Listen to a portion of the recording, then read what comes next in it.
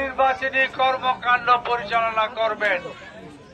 এই ঢাকা 11 আসনের ভোটার জনগণ ইনশাল্লাহ আমাদের সাথে আছে। আমরা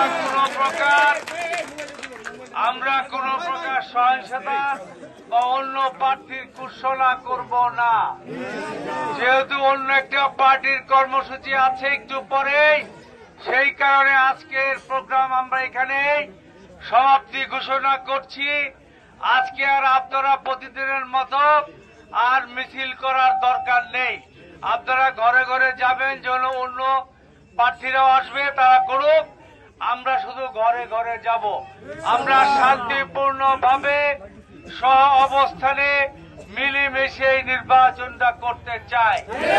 আমরা কারো কুৎসা করতে চাই না, আপনারা করবেন না। নিয়মের কোনো ব্যত্যয় করবেন না।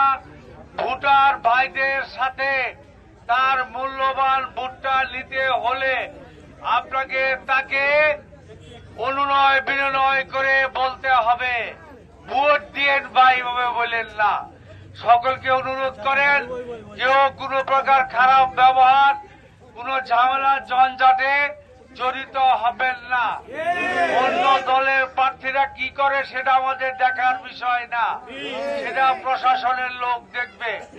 আর প্রশাসনের লোকেরা কোন প্রকার অন্যায় অত্যাচার করলে এমনি ভাবেই আমরা প্রতিবাদ করব। আমরা কোন ইলেকশন ইঞ্জিনিয়ারিং এ বিশ্বাস করি না। জনগণের ভোটের উপর আমাদের আস্থা। শেখ হাসিনা 200 ছিল, ভোটহীন 17 বছর ছিল। গণ অভ্যুত্থানে তার বিদায় হয়েছে, কিন্তু শেখ হাসিনার দূষররা প্রশাসনের রন্ধে রন্ধে আছে।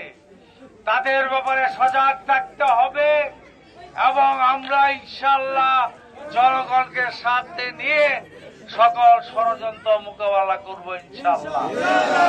আপনারা সাহসের সহিত সুন্দরভাবে নির্বাচনের নিয়ম মেনে এই নির্বাচনটা পরিচালনা করেন ইনশাল্লাহ।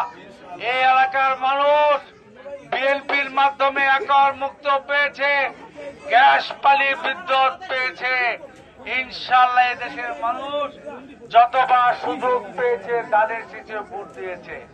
আর বিএনপি এলাকার মানুষের ভাগ্য উন্নয়নের জন্য কাজ করেছে।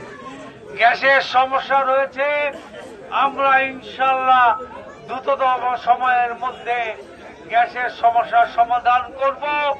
মাদক সন্ত্রাস এবং চাঁদা মুক্ত ঢাকা 11 আসন ইনশাল্লাহ আমরা গড়ে তুলব।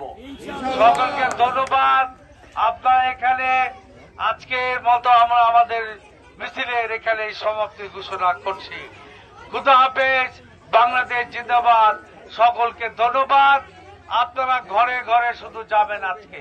খুদা হাফেজ, বাংলাদেশ জিন্দাবাদ।